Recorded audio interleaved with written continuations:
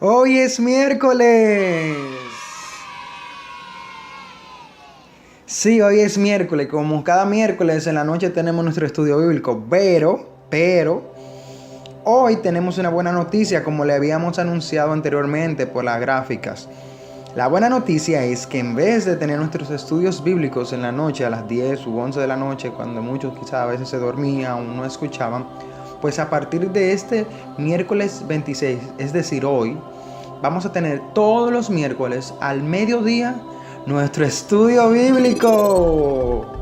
Sí, nuestro estudio bíblico, de esa misma manera, así vamos a tener un tiempo precioso para cuando estemos comiendo o en un momento de descanso, poder escuchar la palabra de Dios, la cual es viva y eficaz, y no solamente ser nosotros edificados, sino tener la oportunidad durante el día completo, después del mediodía, poder reenviar estos audios, estas prédicas, estos estudios bíblicos y que otros sean bendecidos con la palabra de Dios. Esto es cuestión de gozo, de que estamos compartiendo la palabra de Dios.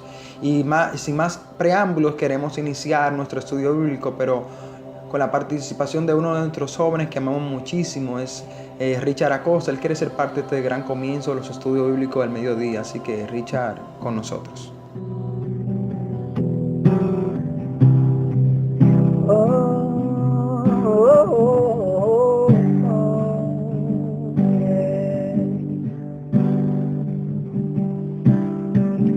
No existe otro lugar que a tu presencia pueda reemplazar.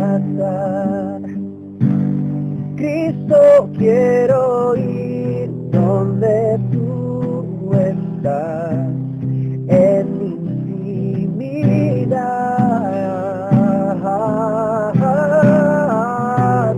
en mi intimidad.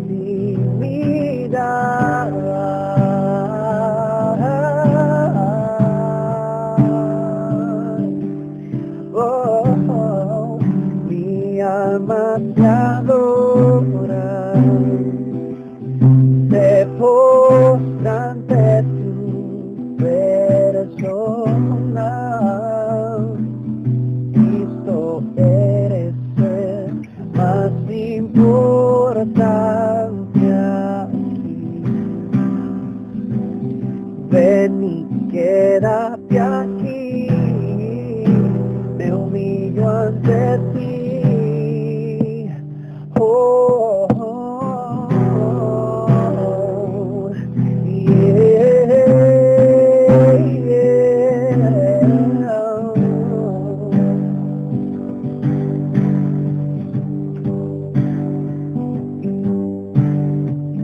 Rindo mi corazón ante tu majestad, Señor. Y es que nada se compara, nadie resiste a tu inmenso amor.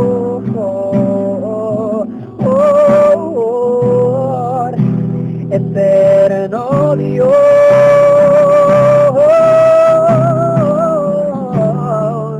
mi alma te adora, se postra ante tu persona. Cristo, eres el más importante aquí. Ven y quédate aquí, me humillo ante ti. Mi alma te adora, se postra ante tu persona. Cristo, eres el más importante aquí. Ven y quédate aquí, me humillo ante ti. Oh, oh. Amén, gloria a Jesús. Agradecemos, Richard, por este tiempo tan precioso de alabanza. Y sin más preámbulos, queremos orar para iniciar el estudio bíblico de esta tarde. este mediodía. Señor, gracias porque tú nos permites, como cada miércoles, hablar de tu palabra. Y en este momento, o a partir de este momento, nos has dado la oportunidad de hablar de tu palabra justamente al mediodía. En el momento o en el horario donde nos alimentamos físicamente, ingerimos alimento, también va a ser cada miércoles un momento de ingerir alimento espiritual, donde vamos a alimentar nuestro espíritu, Señor. Donde vamos a escuchar tu palabra, hablar sobre tu palabra y ser edificados a tal punto de que cree en nosotros un real compromiso contigo, Cristo, sobre tu palabra, sobre no solamente escucharla, sino hacerla, no solamente hacerla, sino tener un compromiso en nuestro corazón genuino de obediencia a ti, Cristo. En este tiempo te pedimos que tú nos ayudes a entender claramente lo que queremos escuchar de tu palabra, claramente lo que tú tienes para nosotros. En el nombre de Jesús, muchas gracias por tu amor, muchas gracias por dejarnos tu palabra, porque son vivas y son eficaces. Ayúdanos cada momento a conocerte a ti a través de la palabra, el Dios de la palabra a través de su palabra. En el nombre de Jesús. Amén. Amén. De esta manera iniciamos. Fíjense que es interesante conocer y recordar que Jesucristo, a través de su palabra, nos dejó muchísimos mandamientos, nos dejó muchísimas orientaciones, directrices, cosas que hacer, momentos o maneras como comportarnos. Y dentro de todo lo que en las Escrituras Él nos dejó como guía a nosotros, existen dos pasajes claramente específicos que nos dejó a nosotros como iglesia. El primer pasaje habla del gran mandamiento y el segundo pasaje habla de la gran comisión. El primer pasaje, basado en Mateo 22, 37 al 40, la versión NBI, ambos textos voy a leer, dice de la siguiente manera, referente al gran mandamiento: ama al Señor tu Dios con todo tu corazón, con todo tu ser y con toda tu mente. Respondió Jesús: este es el primero y el más importante de todos los mandamientos. El segundo se parece a este: ama a tu prójimo como a ti mismo. De estos mandamientos dependen toda la ley y los profetas. El segundo referente es a la gran comisión. Mateo capítulo 28, versículos 19 al 20, cito: por tanto, vayan y hagan discípulos de todas las naciones, bautizándolos en el nombre del Padre y del Hijo y del Espíritu Santo, enseñándoles a obedecer todo lo que les he mandado a ustedes, y les aseguro que estaré con ustedes siempre hasta el fin.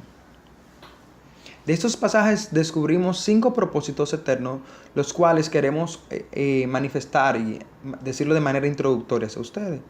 De estos pasajes, Cristo nos dejó a nosotros 5 principios, 5 propósitos fundamentales que podemos decir. 5 propósitos que tienen que ver con la coexistencia y la existencia de nosotros como iglesia, el por qué existimos. 5 razones ineludibles por las que somos iglesia. 5 razones sobre las cuales debemos fundamentarnos y vivir. Basado en los textos de Mateo 22 y Mateo 28, citamos los 5 propósitos claves sobre la iglesia de Jesucristo. El primero, en el texto, dice: ama al Señor tu Dios con todo tu corazón. ¿A qué propósito se está refiriendo Cristo que nosotros como iglesia debemos dedicar tiempo? Bueno, ama al Señor tu Dios con todo tu corazón se está refiriendo a la adoración. Cuando le expresamos a Dios nuestro amor, cuando adoramos su nombre, cuando exaltamos su nombre, lo estamos adorando. Dios está interesado en que nosotros como iglesia, el primer propósito de nuestras vidas es adorar su nombre. Y no solamente adorarle dentro de un templo, levantando nuestras manos, exaltando su nombre, sino con todo nuestro ser. Pablo decía, todo lo que hagamos, hagámoslo como para el Señor. Es decir, que todo lo que hacemos podemos exaltar su nombre. Si trabajamos, lo hacemos para el Señor. Si estudiamos, lo hacemos para el Señor. Si estamos en la casa, lo hacemos para el Señor. Es decir, todo cuanto hacemos es una adoración al Señor. De la manera que lo hacemos, va a ser una adoración, una exaltación al Señor. Porque vamos a demostrar su amor cuando hacemos las cosas. El propósito número 2 que se identifica en estos textos, por lo cual nosotros como iglesia existimos, dice, bautizándolos, decía el versículo anterior. Esto se refiere a la comunión y no solamente simboliza nuestra nueva vida en Cristo, sino que hacemos visible la incorporación de una persona al cuerpo de Cristo. Cuando hablamos de comunión, estamos hablando de confraternización. El Señor nos manda que como iglesia, como jóvenes de parte de la fe, seamos parte de una confraternización, seamos amigos. Es interesante porque muchas veces estamos en la iglesia, somos hermanos en Cristo, somos lavados por la sangre de Cristo, todos vamos al cielo, pero la realidad es que muchas veces no somos amigos.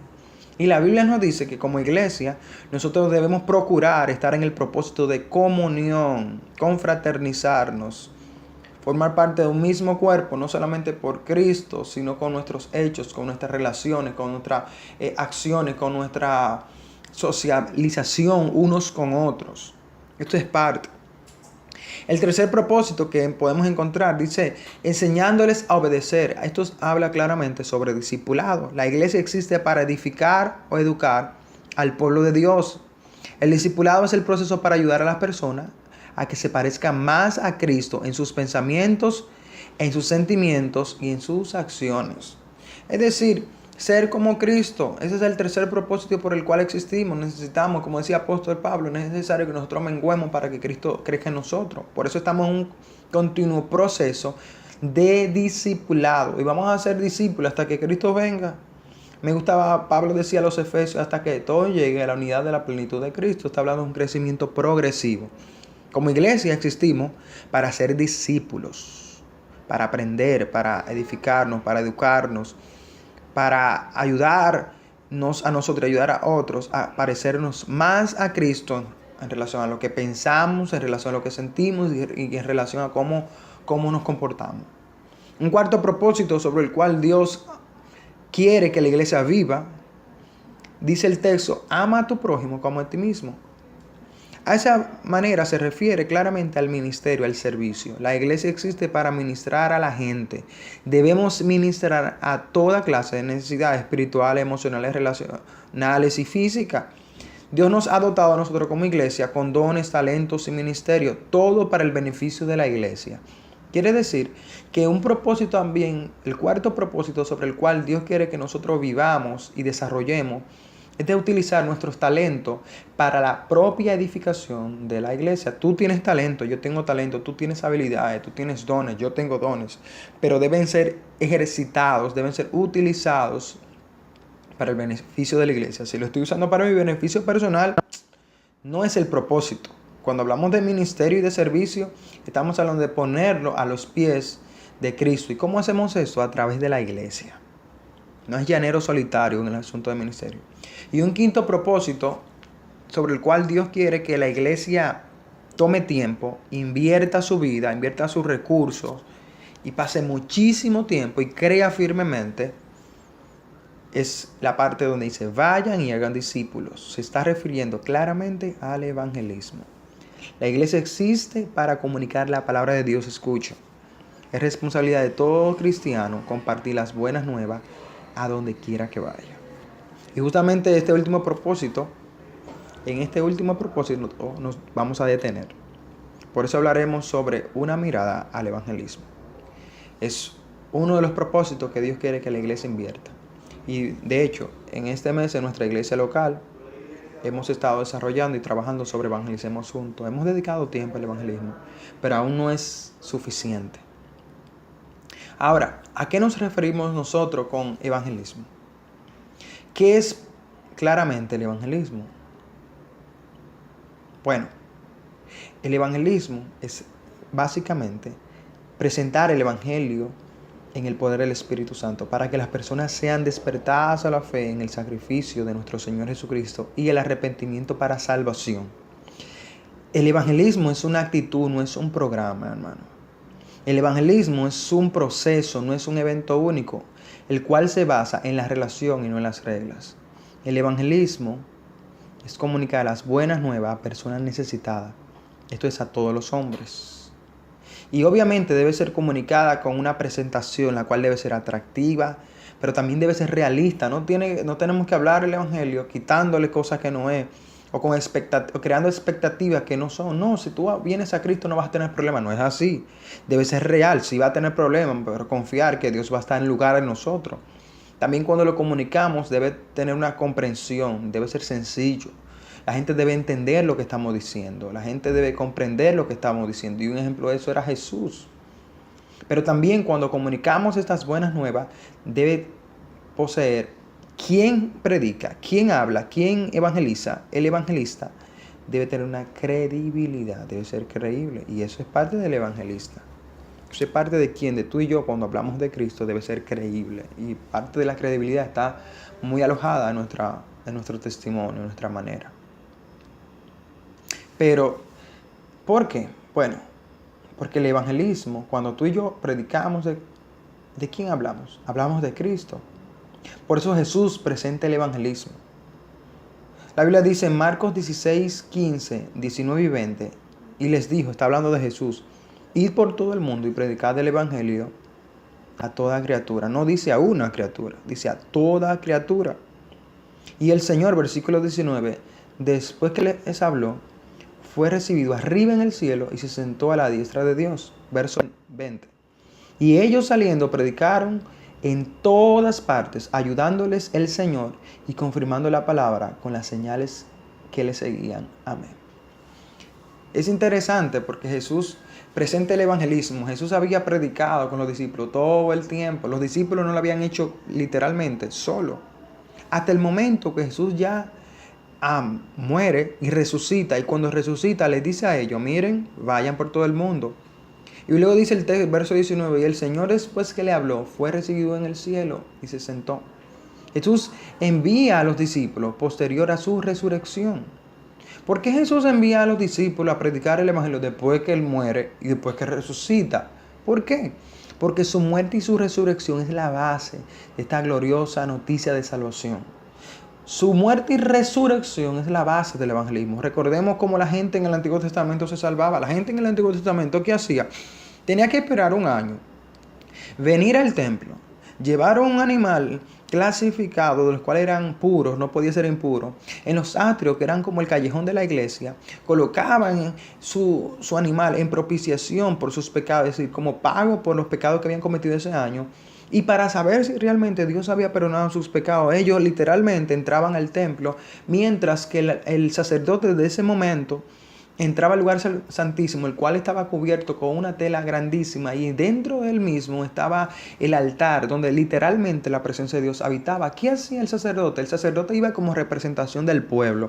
Él iba con un incienso en propiciación o en simbolismo, de alabanza al Señor. Llevaba él en su bata que tenía, él llevaba en su torso una soga, el cual llegaba afuera, y en los bordes de su vestidura tenía unas campanas.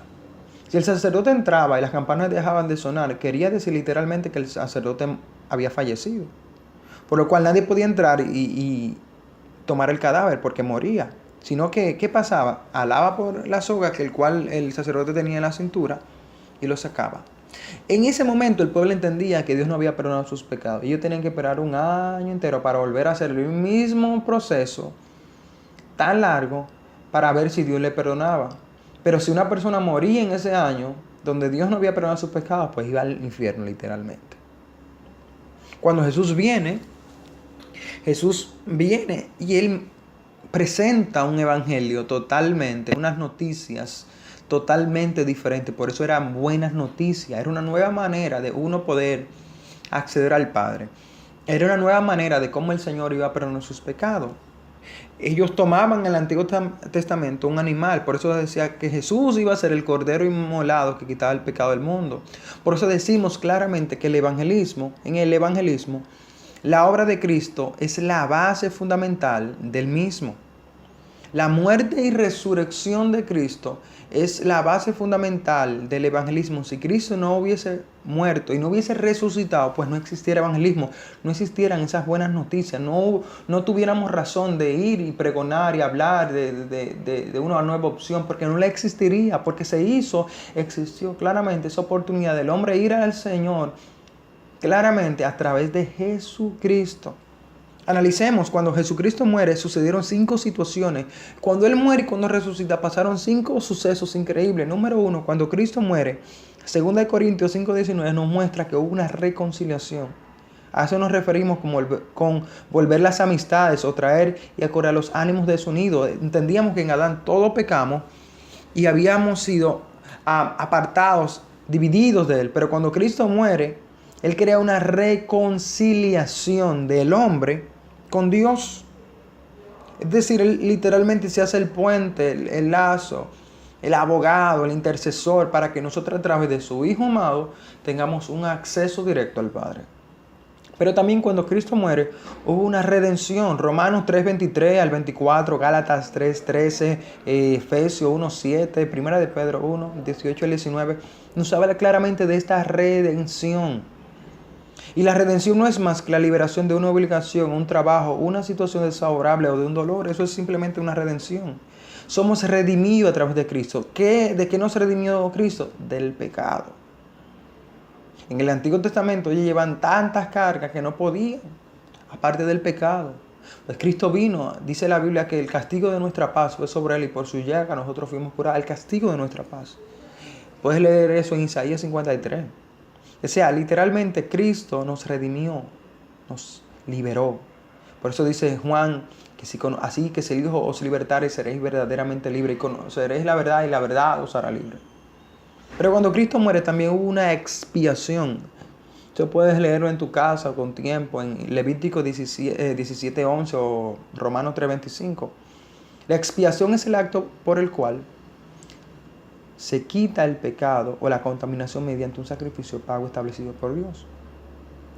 Recuerdan que en el Antiguo Testamento las personas, la iglesia, el pueblo en ese momento, para ser perdonado, tenían que llevar un animalito y ponerlo en una especie de anafe. En ese lugar ponían el animal y el animal era quemado. Pues ese animal, literalmente, la gente ponía su mano sobre ese animal. El simbolismo de que colocaban sus pecados y lo transferían a ese animal. Y ese animal era el que pagaba con su muerte el pecado que esa familia había cometido. Pues cuando tú y yo venimos a Cristo, Cristo en el momento nos expió. Él es el Cordero y Él quitó la contaminación. Por eso en Cristo somos limpios. En Cristo somos perdonados. Y fue a través de su sacrificio. Y Él pagó. Como decía ahorita, el pago de nuestra paz fue sobre Cristo. Él pagó por ti y por mí lo que tú y yo debíamos pagar por el pecado que cometimos. Pero también cuando Cristo muere, Romanos 4, del versículo 2 al 5 y el capítulo 5, versículo 1 nos muestra que Cristo literalmente, cuando Cristo muere, hubo una justificación. Justificación no es más que el acto por el cual Dios, por pura gracia y a base de su pacto, declara acepto a Él, a quienes creen en su nombre. Literalmente, somos justificados. Y esto de justificación es trascendental, es interesante, porque cuando Cristo muere, Él nos justifica delante del Padre. Y es como si tú te fueras en rojo por primera vez en tu vida a un semáforo. Y cuando cruces ese semáforo, pues te agarra una meta y te lleva ante el juez. Y estando en el tribunal, tú estás delante del juez y tú le dices, juez, mire, por mi madrecita, mire que yo nunca me he ido rojo, solamente esta sola vez. Por favor, perdóneme, yo no lo vuelvo a hacer. La verdad es que si el juez es literalmente justo, aunque sea la primera vez que tú te hayas ido en rojo, Él te iba a poner la multa y tú vas a tener que pagar por eso. Ahora, ¿qué hace Jesús? Cuando tú y yo pecamos, tu vida, mi vida, cuando pecamos, esa paga que debe existir, cuando tú y yo venimos a Cristo, no es que no se paga, es que Cristo nos justifica. Vamos a ponerlo como hablábamos. Estás frente al juez, te fuiste en rojo. Y el juez dice, mira, si el juez es literalmente justo, le dice, mira, yo sé que es la primera vez, pero alguien tiene que pagar la multa. Alguien tiene que pagar el error. Alguien tiene que pagar el pecado por haber cometido. ¿Sabes qué hace Cristo? Él dice, está bien. Juez, quítelo a él. Yo voy a pagar por él. Y por eso somos justificados, porque Cristo pagó por nosotros. Cristo pagó por nosotros. Decíamos que la justificación es el acto soberano de Dios por el cual, por pura gracia y a base de su pacto, declara acepto ante Él a los que creen en su nombre. Cuando creemos en Cristo, Cristo es en lugar de nosotros. Y Él paga, y Él nos justifica, y Él interviene con nosotros como el abogado. Pero también cuando Cristo muere hubo una regeneración, es decir, un cambio radical. Primera de Corintios nos dice que si estamos en Cristo somos una nueva creación. Las cosas viejas pasaron, aquí todas son hechas nuevas. Todo eso pasó cuando Cristo muere. Por eso la muerte y resurrección de Cristo es la base fundamental del evangelismo. Porque cuando evangelizamos y hablamos a otros, decimos que hay una reconciliación, que puedes volver al Señor, que hay una redención, que puedes ser libre, que hay una expiación, que alguien quiere ayudarte a cargar tus pecados, que hay una justificación, que Dios quiere hacerte liberarte de tus obligaciones, y que hay una regeneración, Dios quiere cambiarte radicalmente. Hoy en día, Cristo sigue siendo la base del evangelismo, de esta nueva noticia de salvación. Y hoy, escucha joven, escucha oyente, hoy más que nunca la necesidad de hablar y de llevar este evangelio es más grande que nunca. Es más grande que nunca. La gente necesita. La gente necesita este gran evangelio, porque este evangelio es poderoso. A Cristo le costó su vida el evangelio. Y a ti y a mí. ¿Qué nos costará el evangelio? ¿Qué nos costará compartir el mensaje de Cristo con otros? Bueno, nos costará tiempo, nos costará energía, nos costará tener que leer para entender y hablar con cierto tipo de personas, nos costará estudiar para poder exponer la palabra, para poder llegar a lugares específicos, nos costará dinero, vamos a tener que pagar transporte, vamos a tener que invertir para llevar la palabra de Dios a los más necesitados, para traer a las personas quizás para transporte, entre otras cosas. Nos costará el riesgo de ser avergonzado, de nosotros ser rechazados y hasta ser perseguidos. Nos costará la complicación de nuestra vida, porque no todo es bueno, no todo es tan fácil, se nos va a complicar. Y eso de cuando habla de complicación, hay personas que dicen, wow, Pedro, es que yo no me puedo parar en una esquina con un micrófono, un megáfono y hablar la palabra de Dios, y ay, que me cuesta. Y yo entiendo, quizás tú no te avergüenzas, pero quizás no es el estilo. Bueno, tengo buena noticia para ti. Cuando hablamos de evangelismo, existen 6 estilos bíblicos de evangelismo. No podemos conectar con cada persona con el mismo estilo. Y obviamente no hay un estilo correcto o mayor. Pero existen 6 estilos. El primer estilo de evangelismo es el estilo de confrontación. Un ejemplo de eso fue Pedro, que era una persona que hablaba directo y decía sin nada en la boca. Él decía literalmente las cosas como eran. Él decía, mira, esto es, arrepiéntete. Y lo podemos ver en Hechos capítulo 2, cuando él le habló el sermón y posterior a eso. Es un estilo de evangelismo que la persona habla literalmente, directamente el plan de evangelismo, el plan de salvación, Tú tienes necesidad, si no aceptas a Cristo vas al infierno, necesitas de Cristo, que es la solución, decídete. Son personas que hablan directo, sin pelos en la lengua, como decimos coloquialmente. Si tú eres de ese tipo de personas, es un recurso y es la manera que Dios quiere que tú evangelices. También está el estilo intelectual, que su ejemplo fue Pablo. Son personas que utilizan elocuencias, intelecto para llegar a un punto y utilizarlo como elemento y llegar a predicar a personas. Es el caso de Pablo. Y si tú eres de esa persona, es un estilo también. Y hay personas que van a escuchar la palabra de esa manera también. También está el estilo testimonial. Un ejemplo de eso fue el del ciego en Juan 9. Que esa persona no se paró en un púlpito a predicar, no confrontó, no fue tan intelectual, pero contó las maravillas de lo que Cristo había hecho en su vida. Cuando tú y yo contamos lo que Cristo ha hecho en nuestra vida a otros, ¿sabes? Estamos evangelizando. También está el estilo interpersonal, que es un ejemplo fue Mateo. Son personas que están entre las personas, vale la redundancia, hermanos. Y quizás le cuesta error pararse en un púlpito, porque quizás no es su temperamento, pero entre personas, wow, gana personas.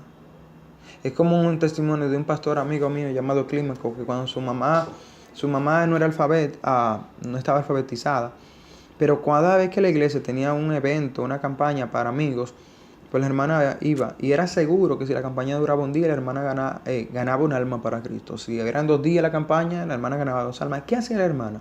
Mientras los predicadores estaban allá en el aire libre predicando, pues ella iba atrás, donde estaban todos los amigos, y cuando empezaba a leer la Biblia, ella decía, se acercaba a alguien y decía, ¿usted me puede ayudar a leer? Y la persona venía y decía, ay, no puedo ver. Así que ella lo motivaba y le decía, va un poco a la luz. Es decir, se acercaba un poco más a donde estaba el predicador. Y empezaban a leer. Y luego ella le preguntaba, dime, ¿y entiendes algo? Y ella decía, sí, sí, entiende algo. Y luego que él explicaba la palabra, hablando con esa persona, entre ellos, al final ella le preguntaba, ¿le gustaría usted aceptar a Cristo? Y esa persona aceptaba a Cristo. Era algo personal. Otro estilo es el estilo de invitación. Un ejemplo fue la mujer samaritana. Hay hermanos que tienen una gracia para invitar a otros a la iglesia. Y eso lo pone el Señor. Ese es un estilo que no le pueden decir que no. ¿Cómo vamos a traer al hermano X a predicar una gran campaña para amigos si la iglesia está llena de hermanos? Se necesitan los amigos. Pues cuando tú y yo invitamos a los hermanos, a los amigos, que no son cristianos, a la iglesia, para que escuchen la palabra, es también un estilo de evangelismo. Tú estás evangelizando cuando estás invitando a la gente a la iglesia.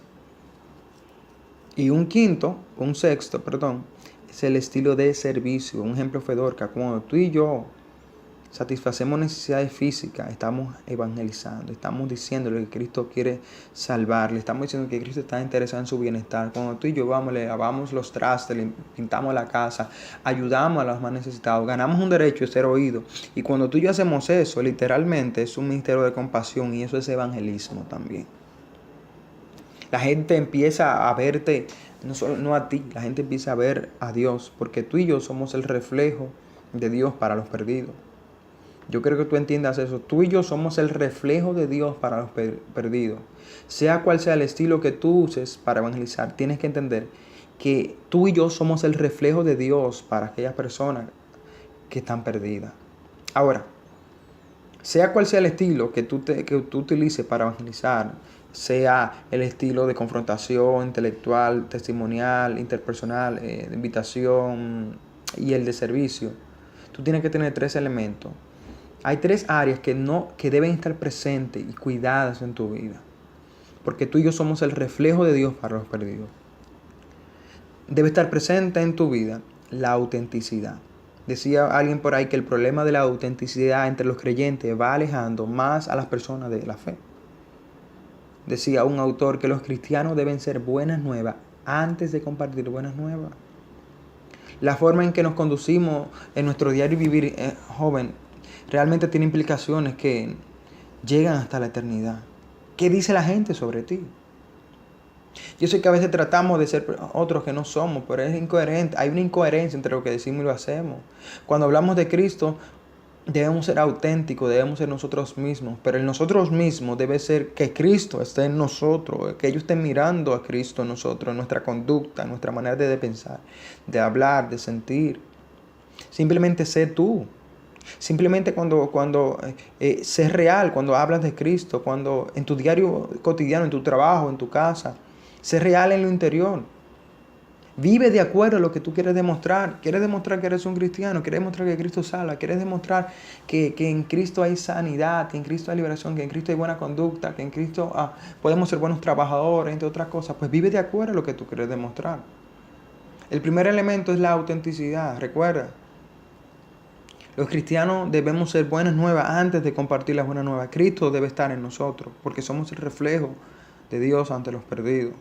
También debe estar presente la compasión. Santiago 1:27 nos habla de eso. Los actos de compasión abren el corazón de las personas. Al llevar el evangelio a los perdidos debemos tener en cuenta que el ministerio de Jesús fue un ministerio de compasión, joven. La iglesia es la responsable de llevar el evangelio a los perdidos con la compasión presente. Recuerdo una de las iglesias de Asia Menor que decía, tú hacías esto y esto, hacía obra, evangelismo, todo, pero tengo algo contra ti, que has perdido el primer amor. El evangelismo no es algo mecánico, es algo impulsado por el amor hacia las almas, por la compasión hacia las almas. Cuando analizamos el ministerio de Jesucristo, cada vez que él hacía un milagro, hacía grandes hazañas, no iba motivado por programa. Él iba motivado y siempre el texto decía, y Jesús, teniendo misericordia, compasión de ellos, hizo esto. La motivación para hablar a otros de Cristo debe ser que amamos a la gente, debe ser que tenemos compasión. Y eso va a ser. Y los apóstoles en su primer tiempo no entendían, por eso alejaban a la persona de Cristo. Decía el superintendente de las Asambleas de Dios en Estados Unidos, George Wood, tal como Jesús proclamó y ejecutó el reino en el poder del Espíritu Santo, así también la iglesia del Nuevo Testamento proclamó el Rey y ejecutó señales y maravillas y buenas obras en el poder del Espíritu Santo, tal como Jesús ministró para satisfacer las necesidades espirituales, físicas y socioeconómicas de la ciudad. Lo mismo hicieron ellos y así debemos hacerlo nosotros. Decía el autor George Wood. Ahora, interesante es que cuando hablamos de compasión, cuando la acción, cuando lo que hacemos orientada a la compasión está ausente, es una señal de que realmente falta algo espiritual, joven. Es decir, cuando estamos haciendo las cosas, cuando estamos llegando a la palabra persona, pero no tenemos amor sobre ello, no tenemos compasión sobre ello, solamente lo hacemos porque está el programa, porque es el mes de abril y hay que evangelizar, pero no tenemos ese amor hacia ello, quiere decir que hay algo espiritual mal en ti, hay algo mal espiritual en mí. Porque cuando Cristo está en nosotros, el resultado es que vamos a decir a la gente, vamos a compartir con nuestro compañero de trabajo, vamos a hablar con nuestra gente en la casa, vamos a hablar con nuestro vecino, en la universidad, vamos a hablar de Él, porque vamos a amar a las personas y vamos a amar a esos perdidos. Realmente. Sé sincero, ¿con cuánta frecuencia tú has sentido compasión por las personas necesitadas? Decía la Madre Teresa de Calcuta que el cable es usted y yo, la corriente es Dios. Tenemos el poder de dejar que la corriente pase por nosotros, nos use y produzca la luz del mundo. Eso es Jesús. Debemos tener compasión al momento de evangelizar. Pero también en el momento de evangelizar tenemos que saber que vamos a tener que, el tercer elemento, que es sacrificarnos, es el sacrificio. Los sacrificios conmueven a las personas, los derriten, los detienen en sus caminos, lo hacen preguntarse, ¿por qué? ¿Por qué Él se detuvo? ¿Por qué Él me está ayudando? ¿Por qué Él se saldría de su camino por ayudarme a mí? ¿Por qué esa persona fue a mi casa y me pagó el pasaje para ir a la iglesia? ¿Por qué esa persona fue a mi casa y me lavó y me planchó? ¿Por qué?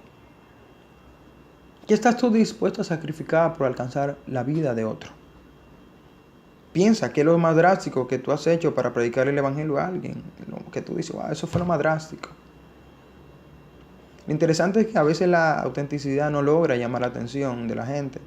Otras veces la compasión en ocasiones se describe como un narcótico que no lo hacen bien porque tienen algún motivo. La gente dice, ay, pero él está haciendo eso bien porque tiene él tiene compasión porque tiene otros motivos. Pero como tú y yo nos sacrificamos, motivados por el amor genuino y la preocupación de Dios, es exactamente difícil que eso no se tome en cuenta. Wow, pero Él hizo eso. La gente entiende, la gente percibe el amor de Dios como tú y yo nos sacrificamos por ella como resultado de amar a Dios. ¿Sacrificio de qué? Sacrificio de tiempo, sacrificio de dar recursos, sacrificio de estilo de vida coherente, devoto, vivir una vida como eso. En este tiempo yo creo que tú entiendas que el evangelismo literalmente es una actitud del corazón y no el programa de una semana. Quizás en nuestra iglesia se va esta semana, se va este mes de abril y se acabó el propósito de evangelismo en programa. Pero tienes que saber que Dios te llamó, Dios me llamó a tener una actitud en el corazón. Y esa actitud del corazón se llama evangelismo, que no tiene que ser limitada por un programa. Y es el tiempo de nosotros ser los representantes de Cristo, como decíamos dentro de los textos iniciales. Jesús nos ordenó en imperativo: vayan por todo el mundo y prediquen el evangelio. Oramos. Señor, gracias por tu palabra. Ayúdanos como iglesia a tener una mirada al evangelismo, a que sea de suma importancia y prioridad en nuestras vidas personales, a hablar de ti, compartir tu palabra a esos necesitados, los perdidos. Ayúdanos, Jesús, a nosotros poder vivir una vida con relación a ti. Ayúdanos a nosotros ser el reflejo tuyo para aquellos necesitados. Ayúdanos, Espíritu Santo, a poder representarte. Ayúdanos a ser auténticos. Ayúdanos si en nosotros hay ausencia de la compasión, ponla en nosotros. Danos la fuerza para poder sacrificarnos por otro, para que tu evangelio sea mostrado, Señor. Ayúdanos a que el evangelismo sea parte de nuestro corazón, no de un programa.